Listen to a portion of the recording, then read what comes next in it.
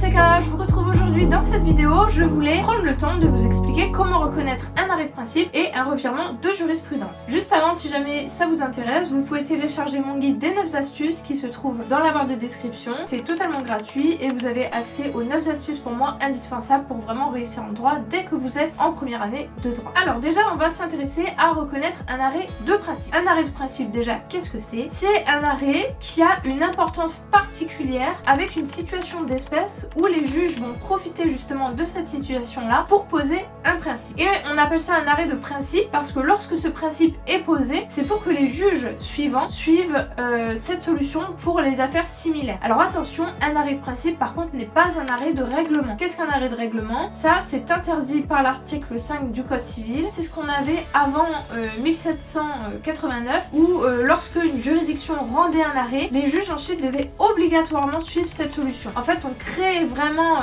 un droit et ça crée les lois tout simplement. Là, c'est pas notre cas parce que même si on invite les juges avec ce principe-là à utiliser cette solution-là pour des cas similaires, les juges ne sont pas obligés et on n'est pas à l'abri d'un revirement de jurisprudence par la suite. Un revirement de jurisprudence, c'est lorsque les juges, ils appliquaient en fait tout le temps à chaque fois la même solution pour des situations similaires, et bien un jour, hop, ils vont changer leur solution et donc là, on appelle ça un revirement de jurisprudence. Donc un arrêt de principe, on a un principe qui est posé, que les juges vont pouvoir suivre par la suite, mais par contre, ce n'est pas une obligation. Pour reconnaître un arrêt de principe, il faut déjà premièrement connaître son cours. Ça, c'est très important parce qu'au final, lorsque le professeur va vous expliquer votre cours, eh bien, il va vous parler des différents arrêts et les arrêts de principe, comme ce sont des arrêts importants qui ont vraiment leur place dans le droit, eh bien, quand ils vont vous expliquer le cours, forcément, ils vont mentionner ces arrêts de principe et vous saurez tout de suite si c'est un arrêt de principe quand vous le commentez, donc il faut les connaître par cœur. Après, il existe différents indices pour pouvoir reconnaître les arrêts de principe. Si jamais vous avez un petit trou ou que, admettons, ça ne vous ait pas été mentionné exprès pour pouvoir vous tester, vous avez certains indices qui vont pouvoir effectivement vous mettre la puce à l'oreille concernant un arrêt de principe. Alors la première chose que vous pouvez regarder, c'est la juridiction. La juridiction avec sa formation. Alors la juridiction, est-ce que vous commentez un arrêt de la haute juridiction ou alors de second degré, la cour d'appel, ou alors de premier degré, le tribunal? Alors si c'est une décision du tribunal, bon déjà je préfère vous le dire tout de suite, vous aurez jamais à commenter des décisions du tribunal, moi j'ai jamais vu ça. Mais bon, admettons. Là vraiment, si l'affaire est pas allée plus loin que le tribunal, c'est que on a très peu de chances d'être sur un arrêt de principe. Après, en cour d'appel, second degré, pareil. Voilà, on a moins de chances aussi. Après, quand on monte à la haute juridiction, la cour de cassation, là, on a quand même plus de chances. Une affaire qui est remontée jusqu'en cour de cassation, c'est que quand même, ça a posé quelques soucis et ça a plus de chances. Ensuite, une fois qu'on a regardé cette juridiction-là, on va regarder la formation de la cour. La formation, il faut savoir qu'il y a plusieurs formations possibles. La formation, en fait, ça veut dire quel magistrat il y a eu pour pouvoir juger cette solution-là. On a les formations au sein des chambres, parce qu'il faut savoir que la cour de cassation est divisée en plusieurs chambres. On a chambre commerciale, chambre sociale, on a 3 chambres civiles, on a aussi la chambre criminelle, on a les formations au sein des chambres avec différents nombres de magistrats selon la question posée, et ensuite on a aussi les formations solennelles. Les formations solennelles, là on va avoir vraiment encore plus de magistrats, et dans ces formations solennelles là on a la chambre mixte. La chambre mixte, on a en fait un mélange de magistrats des différentes chambres pour pouvoir rendre la solution, parce que c'est une affaire en fait qui est à cheval entre plusieurs chambres. Et ensuite on a également l'assemblée plénière. L'assemblée plénière, c'est pour les décisions les plus importantes. Et là, c'est jugé avec 19 magistrats. Et l'assemblée plénière, quand en fait on a le schéma procédural, vous savez, on a tribunal, cour d'appel, cour de cassation. L'arrêt de la cour de cassation casse l'arrêt avec renvoi, ça revient devant la cour d'appel, mais la cour d'appel ne va pas se plier à la décision de la cour de cassation, et donc on va arriver en assemblée plénière. Et là, souvent, quand vous avez un arrêt d'assemblée plénière, il y a de fortes chances que ce soit un arrêt de principe. Mais encore une fois, ce sont pas des règles, ce sont des indices. Donc là, c'est au niveau de la juridiction et de la formation. Ensuite, on a le type d'arrêt. Généralement, ce sont des arrêts de cassation. Des arrêts de cassation, c'est lorsque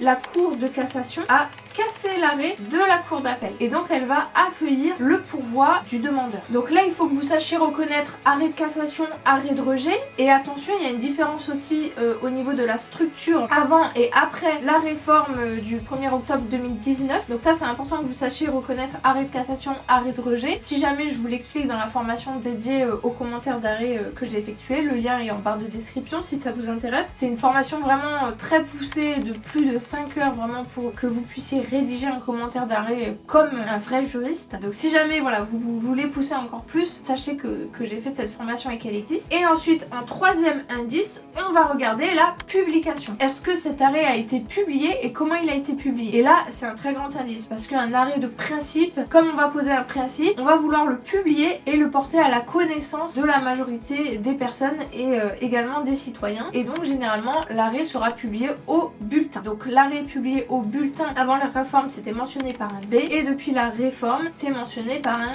P. Encore une fois, c'est trois indices différents: juridiction, type d'arrêt avec arrêt de cassation et publication. Ce sont des indices. À chaque fois, si on a ça, ça veut pas forcément dire qu'on est un arrêt de principe, mais c'est très souvent le cas. Comme j'explique, le mieux vraiment est effectivement de connaître son cours. Et en lisant la doctrine, vous pouvez également, si vous travaillez à la maison, vous rendre compte de l'importance de l'arrêt. Ensuite, reconnaître un revirement de jurisprudence. Alors, un revirement de jurisprudence, c'est un arrêt qui va rendre une solution à l'encontre des jurisprudences qu'on avait dans le droit constant. Pour une même situation similaire, on va avoir une solution inverse. Alors souvent les jurisprudences, ce sont des arrêts de principe parce que comme on va vraiment retourner la situation, on lui donne l'importance d'un arrêt de principe, on veut poser un nouveau principe et ça va également être un arrêt de cassation. Pourquoi un arrêt de cassation? Parce que lorsqu'on avait à chaque fois toujours la même solution qui était rendue, quand la cour d'appel rendait sa solution, bah forcément elle suivait la solution de la cour de cassation qui était de vigueur depuis des années. Et cette fois-ci, la cour d'appel aura encore suivi cette solution-là, mais là la cour de cassation, hop, va casser l'arrêt. Et souvent, ce sont des arrêts de cassation. Et donc, lorsque vous êtes face à un revirement de jurisprudence, vous pouvez souvent dire dans votre commentaire, c'est très important, de parler de la sécurité juridique et de dire que effectivement, ça pose un problème au niveau de la sécurité juridique parce que c'est une solution qu'on ne pouvait pas prévoir et comme tout le monde est censé connaître le droit et pouvoir anticiper les choses, là, avec un revirement de jurisprudence, c'est pas le cas. Donc, on a un petit problème quand même au niveau de la sécurité juridique. Et vous pouvez vous poser la question également, est-ce que cette solution est opportune? Est-ce que on a un revirement de jurisprudence, peut-être qu'il était attendu depuis très longtemps et qu'il est très juste, très moral, que ça permet enfin justement de mettre fin à quelque chose qui posait problème. Voilà, vous pouvez vous poser cette question de l'opportunité et justement, comme je vous avais expliqué dans une autre vidéo par rapport à l'explication des titres pour votre substantif et adjectif qualificatif, justement utilisez l'adjectif qualificatif opportun, inopportun. J'espère que ça vous a plu, que ça vous aura aidé. Si jamais c'est le cas, n'hésitez pas à me mettre un commentaire. Si vous avez des questions, posez-les moi, j'y répondrai. Je vous fais des gros bisous et je vous dis à la prochaine.